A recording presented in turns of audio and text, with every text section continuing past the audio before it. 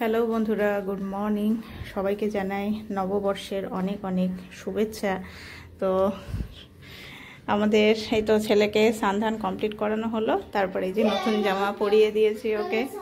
আর সাবানে হাত দিও না, দিও না, দিও না বাবা, দিও না। এই যে কেন সাবানে হাত দি।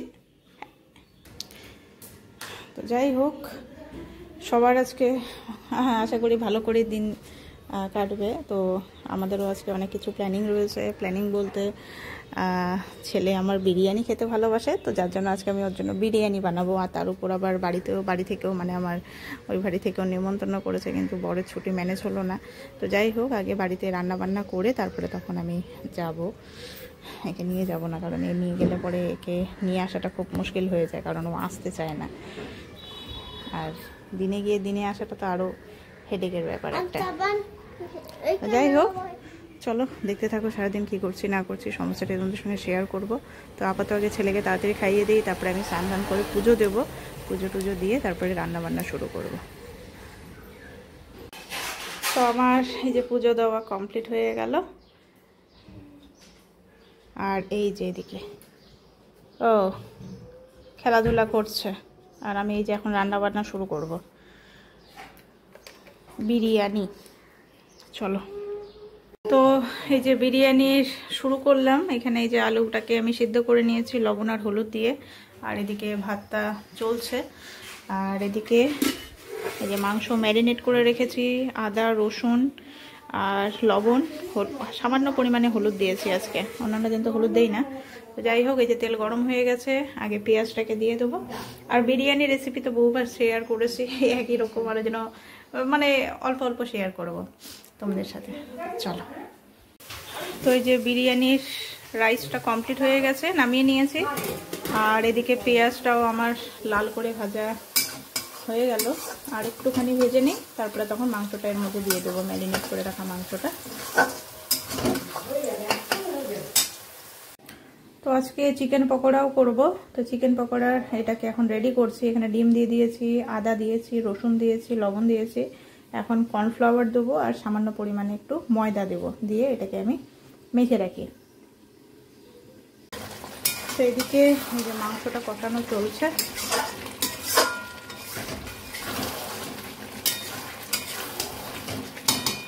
ভালো করে কষিয়ে নিই।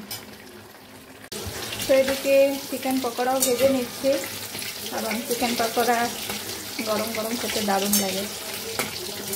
তো আজকে এগুলো সব দুপুরেরই ডিশ, চিকেন পকোড়া আর হচ্ছে চিকেন বিরিয়ানি। আর এদিকে ওই মাংসটা মোটামুটি হয়ে গেছে, তো জল একটু দিয়ে দিয়েছি, আর আলুগুলো আর একটু দিয়ে দিলাম, তাহলে আর একটু মশলা ভালো করে ঢুকবে। এখন ভালো করে আর একটুখানি কষিয়ে নিই। জলটা একদম কমে গেলে পরে তখন হচ্ছে বিরিয়ানিটা লেয়ার শুরু করব। এদিকে পকোড়াগুলো ভালো করে ভেজে নিই। তো এই যে আমার বিরিয়ানি হচ্ছে, আর একটুখানি টাইম লাগবে বাবা, কতবার যে জিজ্ঞেস করলো। তো যাই হোক, মাংস কষানো হ্যাঁ হয়ে গেছে। আর তো মাংস কষানো কমপ্লিট হয়ে গেছে, এবার দমে বসাবো। আর এদিকে এই যে পকোড়াও চলছে। আর আমার ছেলে যেদিন করে বিরিয়ানি রান্না করব কতবার যে আসে। হ্যাঁ, বাটিতে কি বাটিতে দাঁড়াও, এখনো হয় নাই, দাঁড়াও। তো এই যে দমের জন্য একদম রেডি করে নিয়েছি। তো একটুখানি গ্রেভি ছিল, গ্রেভিটাকে উপরে দিয়ে দিয়েছি। তো চলো এবার এটাকে দমে বসিয়ে দিই। তো এই যে আমার বিরিয়ানি কমপ্লিট, বিরিয়ানিটা নামিয়ে নিয়েছি আর বিরিয়ানিটা কেটেও নিয়েছি। আর এদিকে এই যে পকোড়াও রেডি। আর ছেলে আমার ব্যস্ত হয়ে গেছে, এই যে ছেলের জন্য থালা সাজিয়ে নিয়েছি বিরিয়ানি খেতে, এই যে ও বসে পড়েছে। তো চলো ওকে তাড়াতাড়ি খাইয়ে দিই আগে।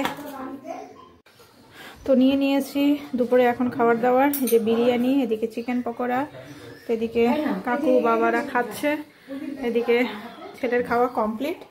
তো বলছে তো ঠিকই আছে, এখন দেখি আমি খেয়ে দেখি কেমন হলো না হলো। তো এই যে খাওয়া দাওয়া তো হলো, সবার ঠিকঠাকই ছিল। তো বিরিয়ানিটা খারাপ হয়নি, বিরিয়ানিটা ভালোই হয়েছে। তো যাই হোক, খাওয়া দাওয়া হলো। তো বাড়ির জন্য প্যাক করে নিলাম দিদির জন্য। আর মা তো দেশি মুরগিটাই খায়, মা হচ্ছে ব্রয়লার মুরগিটা খায় না। তো যার জন্য হচ্ছে দিদির জন্য নিয়ে যাচ্ছি। চিকেন পকোড়া আর হচ্ছে বিরিয়ানি।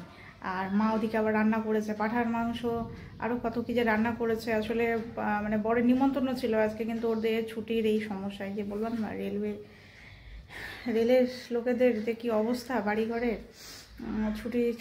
ছুটি ছাটা কিছুই থাকে না। তো যার জন্য মা রান্নাবান্না করে রেখেছে, বললো যে আমাকে গিয়ে নিয়ে আসতে বললো, তো ওই জন্য বাড়িতে যাচ্ছি। তো যাই গিয়ে নিয়ে আসি কী কী রান্না করেছে, গিয়ে দেখি মা। আর বাইরের ওয়েদারে কোথায় কী বলবো, বিশাল ঝড়ো হাওয়া, তো আমাকে রেনকোট পরেই বেরোতে হবে। এই যে কালো মেঘ একটা ছিল, সেটা এমন হাওয়া হলো, হাওয়ার চোটে দমকা হাওয়াতে নিয়ে চলে গেল। কোন দিকে যে গেল, প্রচুর শিলাবৃষ্টি হবে, যেদিকে যাবে সেদিকে প্রচুর শিলাবৃষ্টি হবে। তো যাই হোক, চলো রেনকোট পরে বেরিয়ে পড়ে। তো বাড়িতে চলে এসেছি, এখন হচ্ছে ছাদের মধ্যে হাঁটাহাঁটি করছি সবাই, দিদি এদিকে মা, আর ওদিকে অনুকূল ঠাকুরের সন্ধ্যার আরতি শুরু হলো। দেখো পাহাড়টা কত সুন্দর দেখা যাচ্ছে, আমাদের ছাদের থেকেই দেখা যায় এই যে পাহাড়। তো আগে এই বাড়িঘরগুলো তো ছিল না, তখন একদমই ফাঁকা ছিল, তখন তো ক্লিয়ার সব কিছু, একদম ক্লিয়ার। গাড়ি পাহাড়ের মধ্যে দিয়ে গাড়ি যেত, সেটাও দেখা যায় একদম ক্লিয়ার। এখনও দেখা যায়, কিন্তু এখন যেহেতু ঢাকা পড়ে গেছে ওই জন্য খুব একটা বোঝা যায় না। আর এদিকে প্রচণ্ড ঝড় বৃষ্টি হয়েছে, যদিও আমি রেনকোট পরে যখন এসেছি, বাট এদিকে আমি রাস্তার মধ্যে কোথাও ঝড় বৃষ্টি পাইনি, কিন্তু এদিকে আমি আসার আগেই পুরো পরিমাণে ঝড় বৃষ্টি হয়ে গেছে। গাছের পাতা টাতা পড়ে আছে, গাছও ভেঙে পড়েছে অনেক জায়গায়। যাই হোক, এখন একটুখানি হাঁটাহাঁটি করি আমরা সবাই। তো বাড়ির জন্য নিয়ে যাচ্ছি এই যে মায়ের বানানো কুলের আচার। আগের বার আসছিলাম তখন নিয়ে যেতে ভুলে গেছিলাম, তো নিয়ে যাচ্ছি। এটা মুড়ি দিয়ে মেখে খেতে দারুণ লাগে। তো এখন খাবো হচ্ছে ভাত, তারপরে খাওয়া দাওয়া করে বেরোবো। এই যে পাঁঠার মাংস এখানে কিছুটা আছে, আরও ওদিকে রাখা আছে। তো আমি আগে খাবো, তারপরে তখন ছেলের জন্য, বরের জন্য, শ্বশুরের জন্য, শাশুড়ির জন্য, সবার জন্য নিয়ে যাব। আর এখানে আছে ঠাকুরি কালার ডাল, মায়ের হাতের এই ঠাকুরি কালার ডাল আর আলু ভাজাটা কিন্তু দারুণ টেস্ট। এই ভাত একটু কমা, অনেকগুলো ভাত হয়ে গেছে। ওদিকে আলু ভাজা আছে।